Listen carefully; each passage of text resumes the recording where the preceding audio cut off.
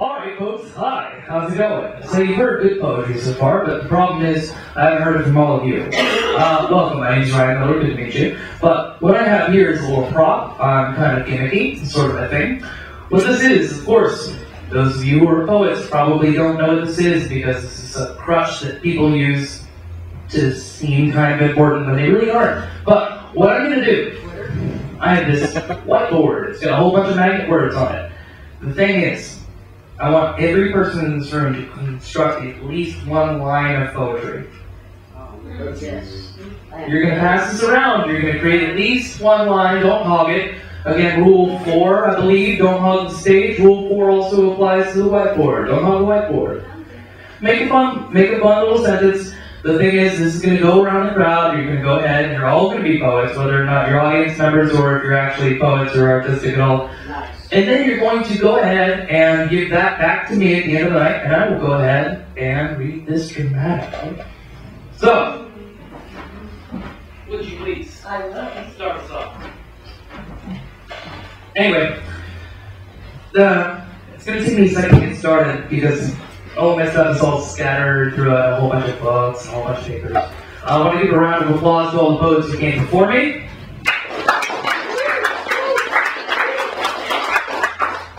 Because they're all exceptionally fantastic. And I know that a lot of you guys craft your trade so that you can do this stuff from memory. I can't exactly do that because I have the memory of a goldfish. Yeah. Anyway, so thank you guys. I'm glad that I could be your first performer tonight. I'm going to start with a poem by a poet from our group, James Roberts. This is for you. Number 1.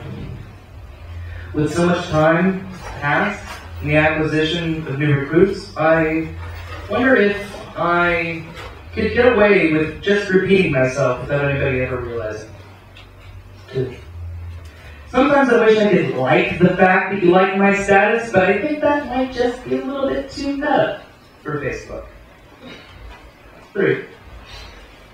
Here's the part where he goes on some nonsensical, pretentious rant filled with vaguely philosophical introspections replete with symbolism so subtle it appeals to no one but himself, which he justifies in his head by saying he does it for himself anyway, that he doesn't care if anyone particularly gets his art, and not only, but moreover, he'd probably rather if you didn't, because in his heart of hearts he realizes that his and all art are individual experiences that can never be duplicated in the mind of another. Much like the existence of personal reality, the veil that hides these human eyes from the collective actual, this is the reality that is the is-ing in a state of pure existence, the likes of which we forget to strive for long ago.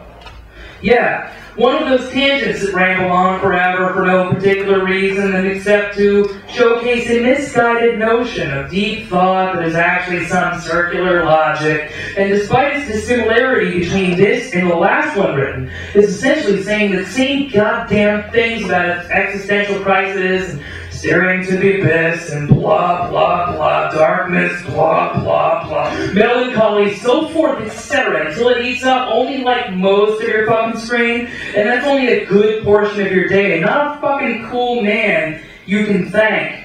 You're the only one whose melancholic fits of terror are worthless. Number 4. If you serve yourself, does that make you self-serving? Am I going to just sit here and let me serve like that? Oh, it's already been burning. If you serve yourself, does that make you self-serving? Am I just going to sit here and let you serve me like that? Oh, it's already been brung. 5. After that, maybe I'll do one of these numbered stanza poems full of odd juxtaposition. Thank you. Good work, James.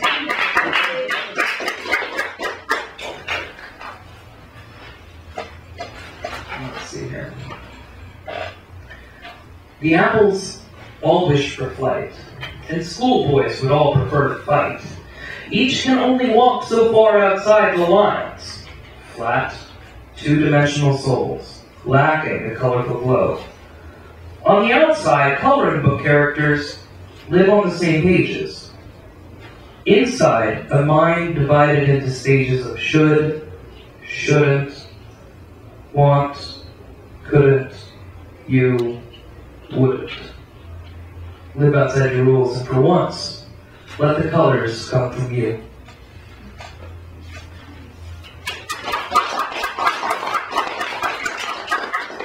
This one's got a sex pun in it. Here we go. I look at the gunmetal ashen grass, my cold and lifeless barren empty garden. I wonder where the color, the blossoms, the birds, the life went. Then I recall it was Persephone who ate the seeds, the 7 that turn a season severe. Let's just say that after you, the world will never feel warmth again.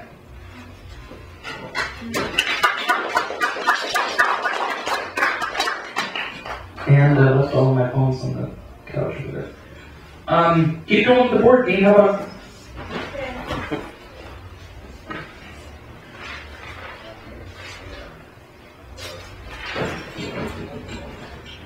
This is going to be my last piece. For now, until your masterpiece all comes together, but I am pleased to read something by Mr. Coyote, the lively one. This poem is called Sid's Return. There, a spot on the back of the sun. Cancerous?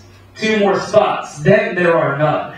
Chilled by the coldness of space, distances to the swift, not necessarily the race. We can't often see it. We often remain adrift, wondering if the afterburners are burnt out, when we are all white, when we must pull up our necessary shift.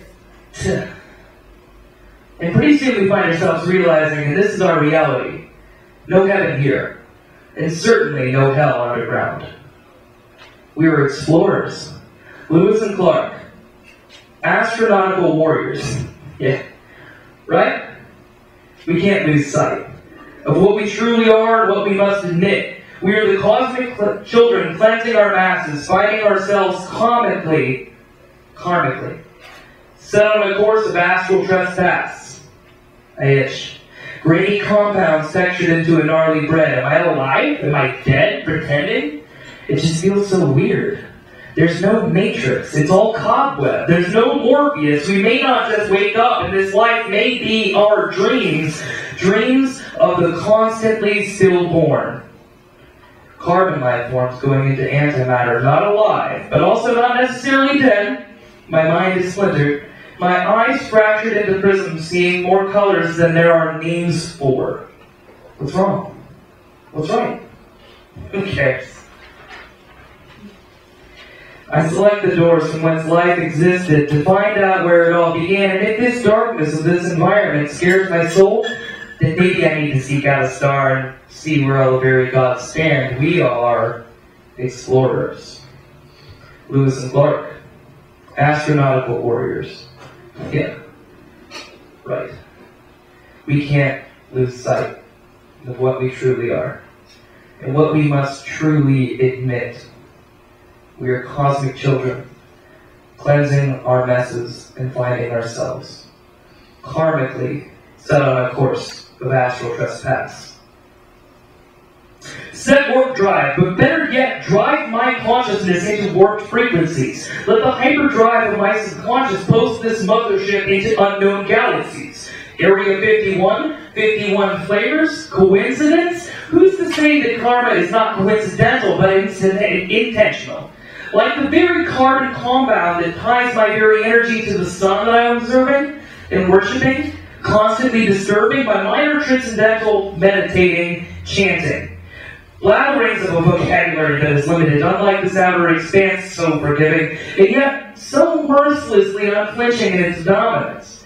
A universal ocean of astronomical perpetuance and pestilence. Birth and death coinciding in such a balance that to disturb it would wake an angry force. So brutal, so mighty, that even those of us who think they are callous and even confident in their own constitution would be like babes crying out for shelter from that flaming storm.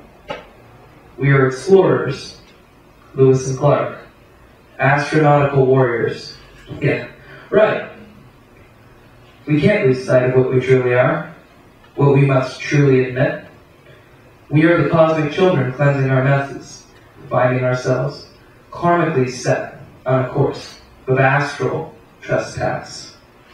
Thank you, Richard.